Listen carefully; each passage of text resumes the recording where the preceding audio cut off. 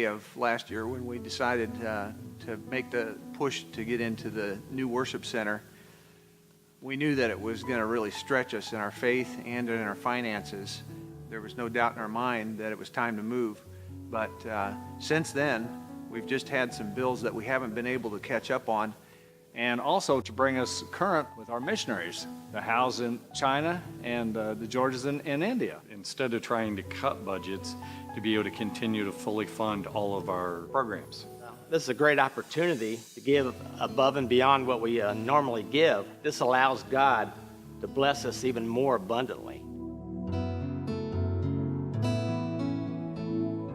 And our ministers will be able to utilize more and more money for each of their ministries. We've had a hard time keeping up with our commitment to our missionaries. And so if we can get caught up through a miracle offering, it will also help us to catch up in our giving to our missionaries. We could finish the storm shelter. We could finish the 2 connecting hallways. We could increase our benevolences, which has been low in the past few months. Wouldn't it be great if we could pour concrete and just do that whole parking lot in concrete? Well, that's a ways off, I know. But if we could get caught up, then we can begin to dream about some of the other things that we could finish and really take care of to make this a place that honors God.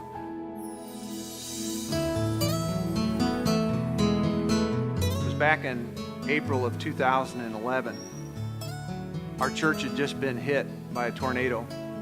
And I got a call from a friend of mine, Mac Burberry, who's the executive director for Haitian Christian Outreach. And he said, "Jeff, I've got a gift for you." And I said, "What do you mean?" The church in Haiti, Emmanuel Christian Church, had taken up an offering for Greenview. And out of their poverty, they were able to send us a check to help us with the building. And I'll never forget that. And I got an invitation to go to India in 1998. And we prayed and prayed about it and just really didn't know how we could afford to do something like that. We let the missionary know we were going to come, and we weren't sure how we were going to get the money and the funds to do it. And about the time we decided to do that, Satan reared his head and Lori lost her job. She was let go. And we had a choice to make at that time, and we went and we began to just get into the Bible and intensely looking at the principles of seed time and harvest, sowing and reaping. And we made a decision that we would increase our giving with less money. And as we began to do that, God began to honor us and honor that decision that we made by bringing the funds in for us to go on that mission trip. And interestingly, when we got back, after we decided to just take him on, Lori got her job back. So God is faithful. And when you sow into his kingdom, he's a faithful God and he will return. 2 Corinthians chapter 8. For I testify that they gave as much as they were able and even beyond their ability. I can understand giving as much as they were able. For them to be able to give above and beyond their ability is something that's a little hard to grasp.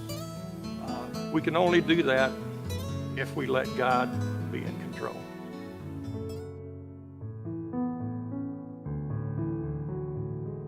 And that's one thing that I would personally challenge every single member to do, is just give with a cheerful heart and sow generously.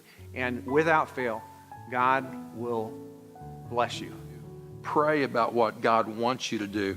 And if you hear him speak to you, even if he throws out a number that scares you, don't be afraid. If it's God's voice and if he's telling you to give, let that challenge get into your heart, because God will never put something on you that he won't equip you to take care of.